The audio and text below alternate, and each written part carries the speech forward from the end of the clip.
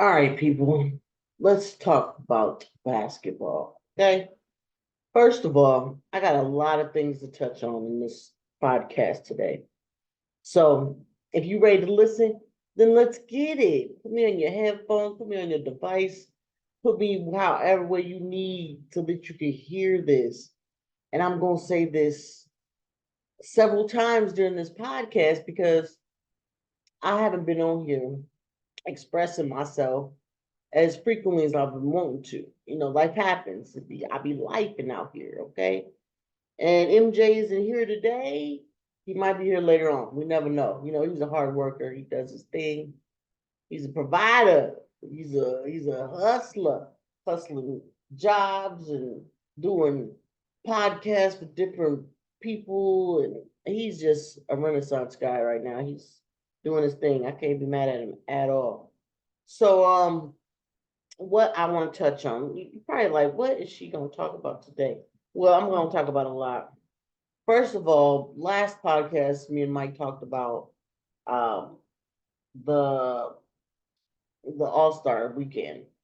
It wasn't um, as hoopla as I'm used to. And at first, I fell off a few years ago, then came back on, and fell off again. And it's all due to the lack of excitement. I'm not excited about the weekend anymore. I'm not excited about the 3-point game, the slam dunk, the challenge. The challenge was a little different this year. They did add some elements to it. They made it a team thing, which was exciting. That was cool, to see first round picks, then to see the Pacers, and then there was uh the All Stars.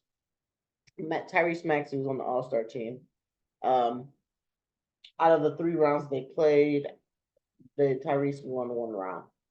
They went to the Pacers, but they were double balling things, and I don't know. To me, they kind of cheated a little bit. To be honest with you, I mean, they weren't always on the line.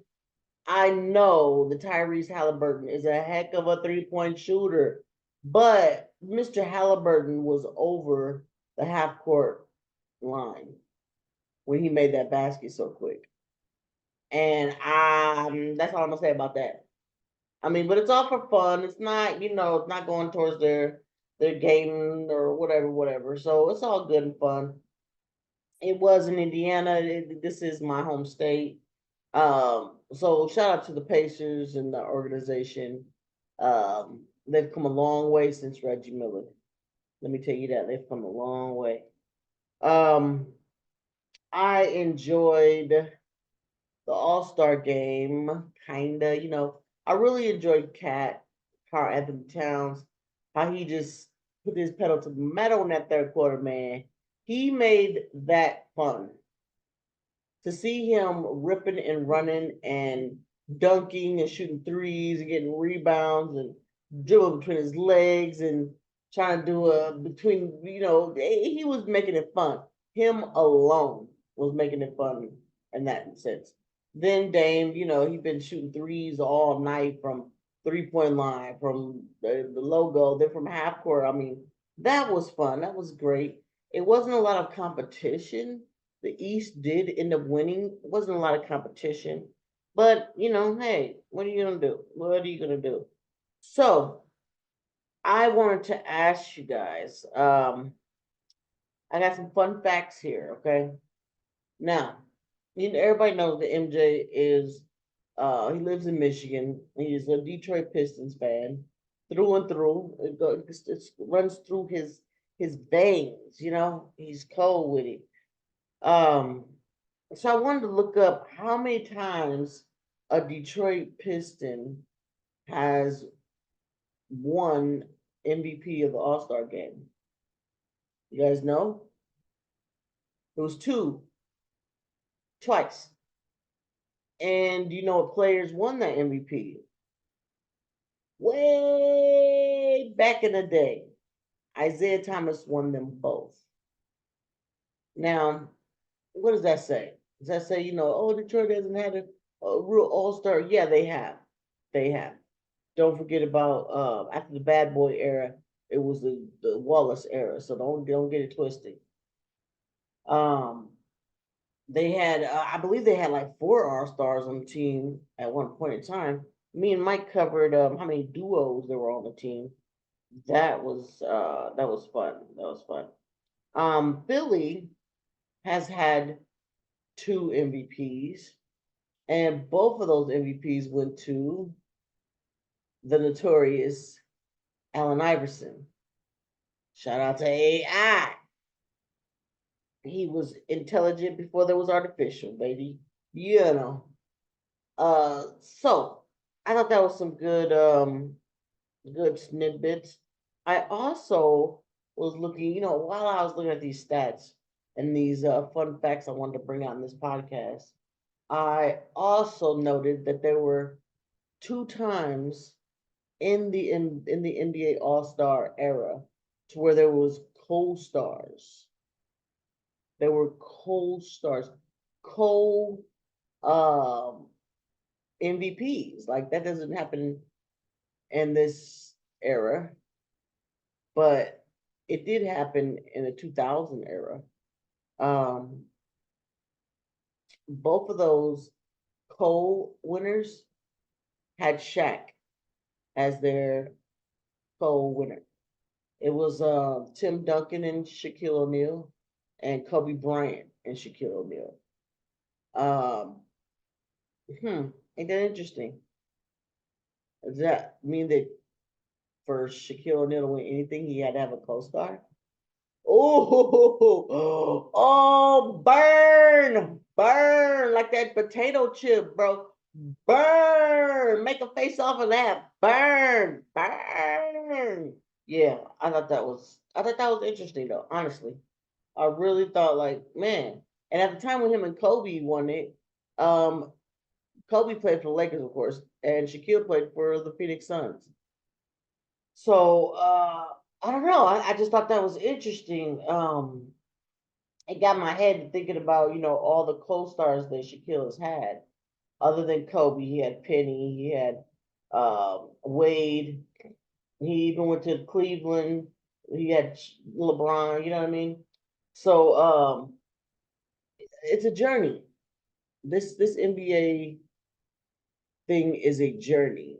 Um, and people all the time got words to say about that. They want to say, oh yeah, it's a business, but no, it is a business, period. These teams, these different franchises are trying to win titles.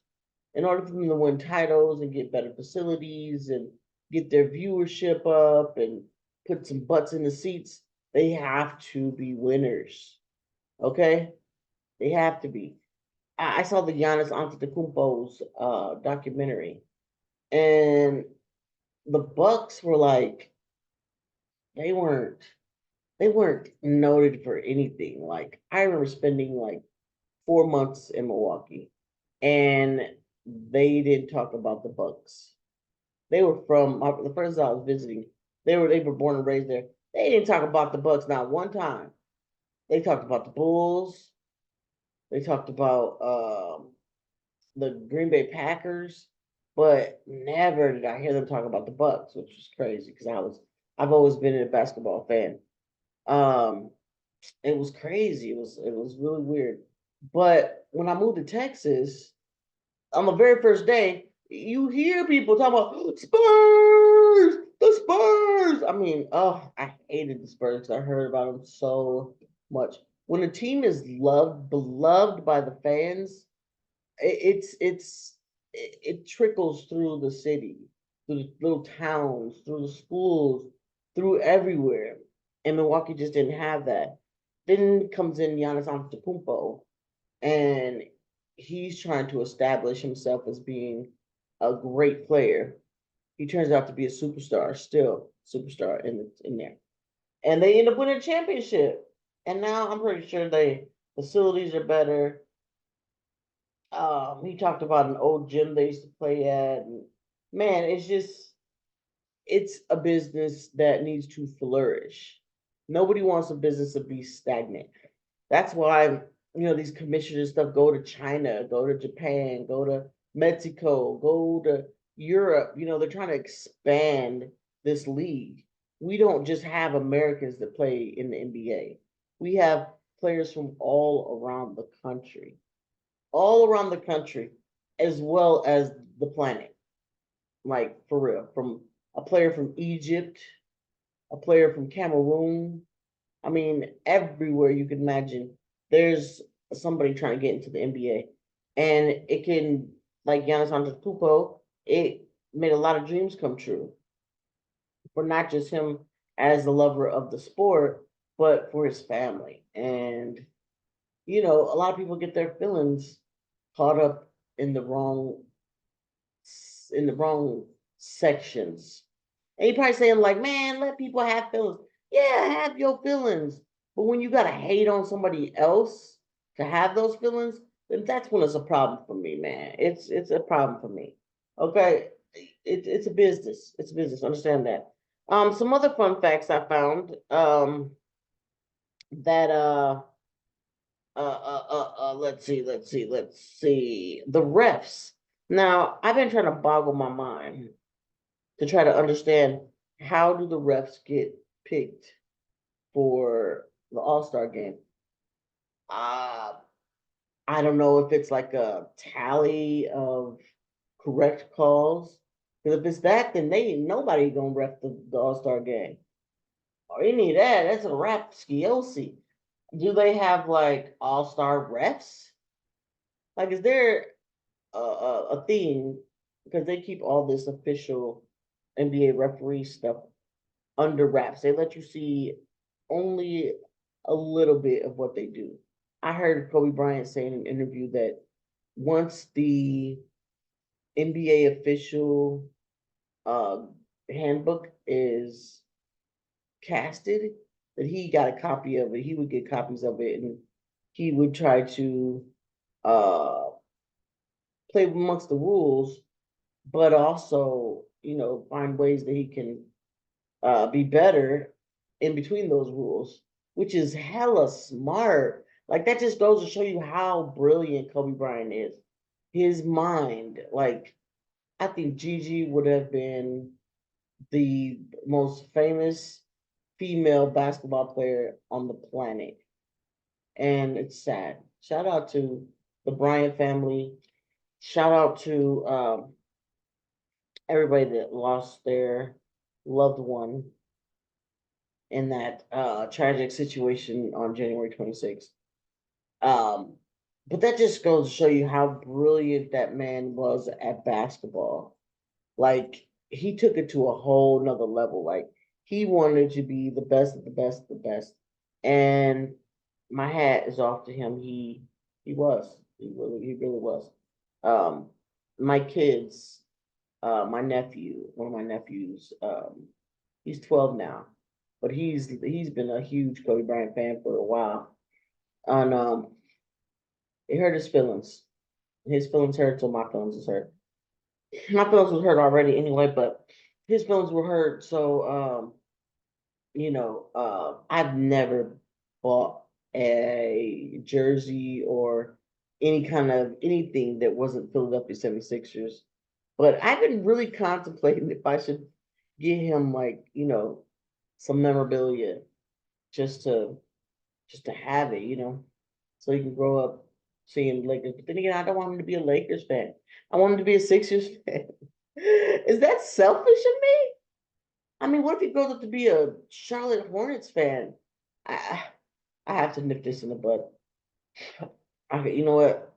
I gotta nip this in the bud. I gotta figure out what I'm gonna do. I don't know. I don't know. Maybe I can get him like a Lakers basketball with a Philly insignia on it. I don't know. Anyway, but no. All jokes aside, um, he was a basketball savant, and I miss that. I miss the details of which he broke down players' moves, and I miss that. I miss that.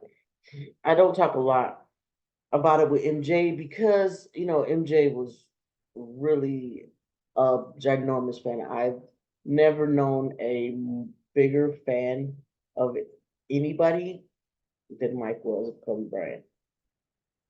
I mean, man. So I don't want to distract him by bringing up his um his favorite player like that.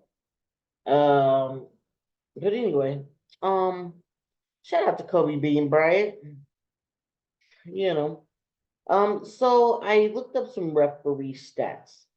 Tony Brothers has this is his 28th season. 28. Y'all hear that? 28. I think he came on in 1994 or something like that. But he's in his 28th year. Derek Collins is in his 22nd year. Now, mind you, they don't go through the training and the media and the play as players, so they can be in the referee realm for, umpteen amount of years. Where basketball players get wear and tear, they're just, referees are, running up and down the court, and they might get a little lip blister because they blow on that mug too much. But, a little chap lipped here or there, or whatever. They might trip over a fan or get trampled by a basketball player, but they don't have the wear and tear that players do. Tony Brothers also had got I think he got like ran over, smashed through something in the game before the All-Star game, like a week before, I think, where they took him out the game, I think like in the second quarter. But clearly he bounced back because he officiated the All-Star game. Um, Josh Teven was is 13 years in the league. He also did the All-Star refereeing. I watched the referees on the replay of the All-Star game. I watched the referees.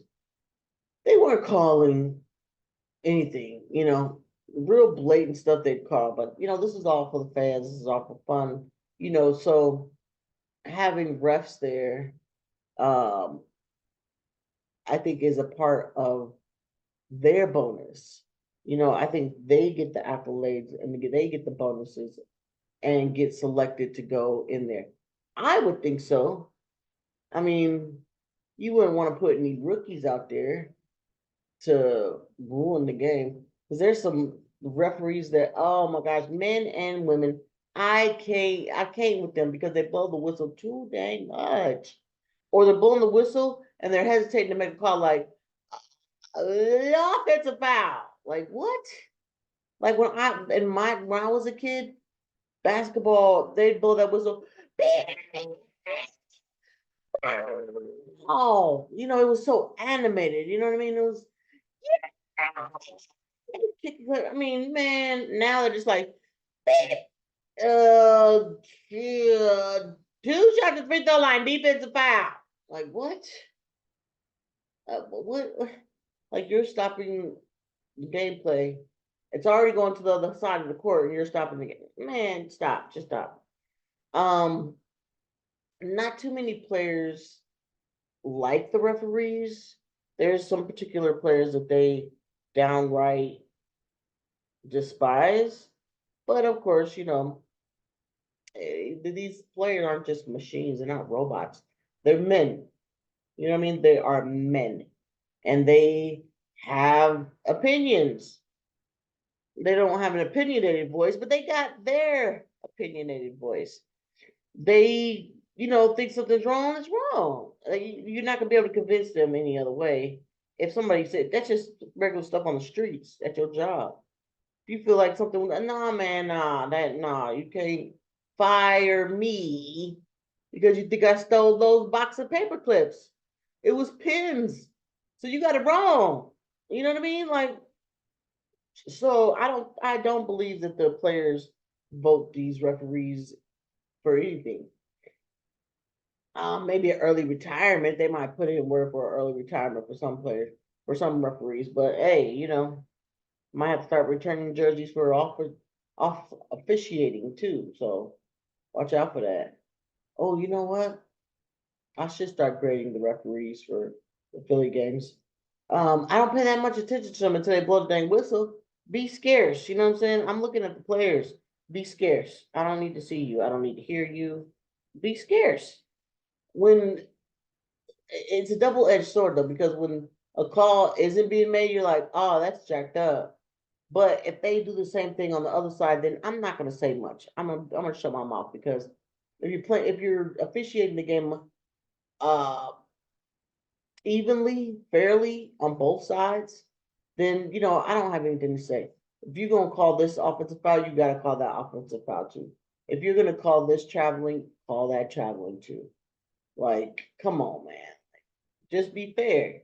And I don't have to see you. I don't have to look for you on Twitter. Just be fair. And so those are the fun facts that I came up with.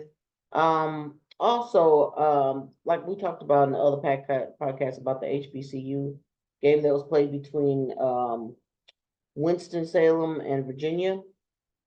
Uh, there was a guy, Jalen Alston, that spoke about the crowd, how big the crowd was. And I believe he said something about, they're not used to playing in front of crowds like this, like not even a fraction of a crowd like that, because a lot of I don't think a lot of HBCU games are televised nationally, like say Maryland game or Duke game or like that. So I don't know what needs to change about that, because I honestly I didn't even know that there's an HBCU game played in during the All Star game until today, until I did this research like a week ago almost. Like I was disappointed in myself. Like uh, if we want things to change, if we want things to matter, we gotta find our own research and find out what matters and try to help. And so Jalen's team was on the losing side, I believe. And I thought about that, like, wow, last year I think it was Howard. Howard was in the game. Um, like, wow, I didn't even know. I've always wanted to watch these games because they would seem to be fun, especially like the marching band situation with the Circuit City Classic and all that. I love watching that stuff. But it is nationally televised, so what we need to do to make that change, people, we need the voice of everybody. Find out, let's see, let's get some stuff on TV. ESPN needs to pay more attention or do something like I think I heard something about they show an HBCU game every Thursday or something like that on NBA TV. I'm not sure. I'm gonna look into that and find out. But that would be awesome. That would be some stuff right there. As far as the officiating, I don't know what to say about it. I think they do get incentives for doing the playoffs and doing um the the finals. So if you're getting these incentives because you're doing what? Are you making the most calls? Are you getting the most accurate calls? Are your calls being the most challenged? Like, they got to be looking at these things as an organization to improve the game. If they didn't, then they wouldn't have installed the flopping rule. They wouldn't have installed any of these rules that we see in this era right now. So the last thing I wanted to talk about, um, besides the NBA being a business, is the comments that are being made by people that are shipped off to other teams. Like, what makes you so different? Am I talking about a specific person? Maybe. But what makes you so different that you want to be in an uproar because you got sent off to another team? It's business. And I'm sure you know that. I'm not in that business. I'm just a fan. And I felt some kind of way when I heard all these people reporting about what these people had said about the organizations, like, oh, they're firing Jacques Vaughn because of this, and they're getting rid of Griffin because of that. And Doc Rivers, well, you know what? All the stuff they say about Doc Rivers is true. I have to agree with those though. Dr. Rivers is doing a horrible job in Boston. Was he taking the stance that James Harden did? Give me like 15 games, 15 to 20 games, and I'm gonna be good. It's gonna be better. He's 3-7, something like that. It sucks. And I'm pretty sure Boston is in an uproar. But what I don't understand is if you were playing super good, why did they let the coach go? Like, Milwaukee's only in the third spot. Why in the world would you get rid of a coach that your team's winning? Like, I get the Jacques Vaughn. I get that. He should have been fired. Well, you know what? Let me take that back. Nobody should be fired. I take that back. He should have been released from his duties a year or so ago. I mean, he took over for Nash. Nash should have been let go. They're just having problems with coaches in Brooklyn. And honestly, I think the best coach for Brooklyn would have been the Detroit Pistons coach, um, Monty Williams. I think he would have been a better fit. Um, what he's doing in Detroit right now isn't so good, but they've had some, injuries and this, that, and the other, blah, blah, blah, blah, blah, blah, blah, blah, blah. You can't have um, Phil Jackson for every team. It's just not going to happen. I think Charlotte needs a new coach. I think I like what Mike Brown is doing in Sacramento. Um, so I'm gonna leave Sacramento alone. Um, but I do think Charlotte Hornets needs a new coach. I think they just got a new coach too. First of all, uh, Toronto needs a new coach.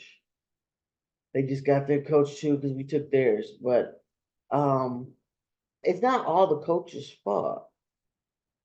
Players, even if they don't really say it publicly, they have, especially star players. If Giannis Antetokounmpo said, "You know what? I don't like that this dude's not playing my brother enough.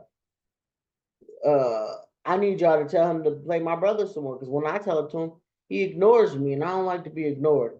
I am the face of this franchise, and I want my brother to get some PT. Is it fair? I don't know.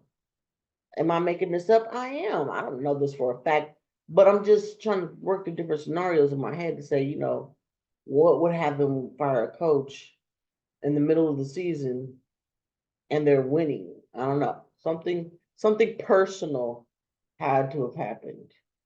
Something personal. Is he having uh, some type of coaching issue where his coaches on his roster, his team, have lost confidence in him? Have the players lost confidence in him? Did he say something vulgar? Um, did his nana make them some banana pudding that was not as crunchy as it needed to be? Like, I don't know. But we need answers.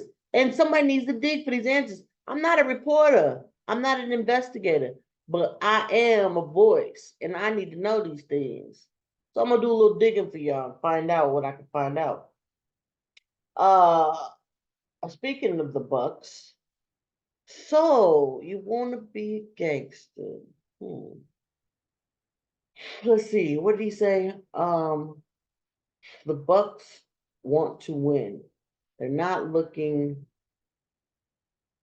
at stats. They want to win. I think that was a dig on on the Philly for sure. Um, if your feelings was hurt, okay, well, you had time to get over that. I watched your podcast because you were in Philly.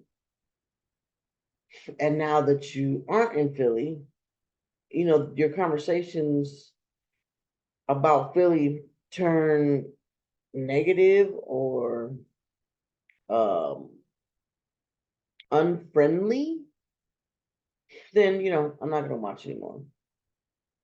Do I subscribe to him? No, I don't think I do. If I did, I won't. Because I just think that, that's just a little being a little disgruntled, bruh. Like, it's a business. You said it yourself. Sometimes you stay, sometimes you don't. Sometimes you win, sometimes you don't. And if you think that you were like this powerhouse superstar player that oh my gosh, no, they did not trade me. Oh, you know, then that's for your ego. You got to check your own ego and your own haughtiness, bro, because that is something that is personal. You're not Kobe Bryant. You're not LeBron James. You're not Joel Embiid. You're not even Cameron Payne. Cameron Payne shoots at a higher clip. He he's he's getting more PT now because we're injured, but he's leading the team in a different way. Were you a good player for our team? Yeah, I liked you on our squad. I ain't even gonna lie. I'm not gonna sit here and say, oh, you should never been on our team. No, I enjoyed your tenure at in Philly. You know, and with this business, this league, you can always have an opportunity to come back if the stars line up for you. You know, that's a lot to ask of the stars. So, you got to be careful what you say. And even though you might not have mentioned Philly, or Embiid or Tobias or anybody verbatim, it's implied. And you know how fans feel about stuff you saying about their squad. You know what I mean? Your boy talking about they finna throw a riot if you guys get rid of Pat or whatever. Boo. Philly fans want to win. And if this GM is making smart moves to ensure that, then the Philly fans aren't gonna care too much about you going to go play with Damian Lillard and Giannis Antetokounmpo. They probably needed you there. You know what I mean? It's the reason why they traded for you. They wanted you. We wanted Cameron Payne. They wanted you. So, you should look at it more of a blessing. But on the flip side of that, I get, your family is settled into a certain situation. You got kids, they're settled into a certain situation, and then you're uprooted again. You have to be away from your family for a few months or whatever. I get that. I'm not a monster. I get that you have your own personal things to deal with. I get it. Um, and I can't be mad at you about that. I mean, it is a business though. So, a month or so ago, you were saying how Joel Embiid is one of the greatest players to ever play the game. And then you're saying that people are packing stats. So, I don't know. I do believe I seen you run onto the court when you scored 70 or 50. So, it is what it is. And, shout out to your family. Shout out to the success of your career, the success of um, the things you're doing outside of your career. Um, I mean, you promote McDonald's and wine and whatever. So have you do your thing. I can't be mad at none of that. I too want to be able to be on a level to where I'm getting sponsorship as well. So I can't be mad at that. Not a problem. But because this is a opinionated voice, I'm gonna say what I say and mean what I say. And I enjoyed your time in Philly, but now you're on another team, and you're gonna come for one of my players. Which I don't too much. I really don't care too much for Juicy Booty, but he's on my team now, so you know, shout out to Juicy Booty. He's on my squad, and you're gonna try to come at him. So Philly fans will come at you for sure. They um they don't care who you is. You come from one of them, one of theirs, wearing their jersey, then you gonna catch the business. You may not have ever been on the outskirts um with Philly fans, and you don't want to be. You don't want to be ostracized by Philly fans because they are petty as heck. And you got to be about that life. You talking about you a dog? Yeah, okay. I'm not saying you are or you aren't. I'm just saying okay. I mean, there's some dogs in Philly too. There's some dogs, all over the planet that are Philly fans. So, you know, best of wishes to you and your people and your things that you're doing. Um, so let's talk a little bit about Philly as a squad right now. I heard some fantastic news yesterday. Was it yesterday? Um, they're talking about Joel Embiid, bro. Like, you know what? I'm just gonna say that for another podcast because I got a lot to say about that. So stay tuned, guys. Please, please, please. If you listen this long and you've heard me spew what I need to spew, go ahead and answer those polls that I got on there. Let me get some feedback. How you guys feel about this cast? What you think about what I'm doing? How me and Mike are, talking about off the wall stuff. If this is uncut, unscripted, and that's the way I like it. I'm not with the mainstream media type of structure. So um, it's a small podcast, trying to rise up there. We're trying to get some followers, trying to get some subscribers. So please subscribe. Please, give us some love. Support your small businesses. It ain't even a business yet, but shout out to Philly. Turned up. I think we have a great chance. So I will catch you guys on the next podcast. I'm always putting up polls. I'm always putting up different questions to ask you guys. I hope you guys are enjoying my cover art. I work really hard to make them. I have limited mobility, so me and my thumb knuckle, we are trying to be as creative as possible. And I hope you guys are enjoying my artwork. And there'll be definitely more to come. I'm trying to look at some other endeavors that I can dabble in. So be looking forward to that exclusive Joel Embiid podcast coming soon. Take it easy. Take care of yourselves and smile at somebody. You never know what kind of day somebody's having.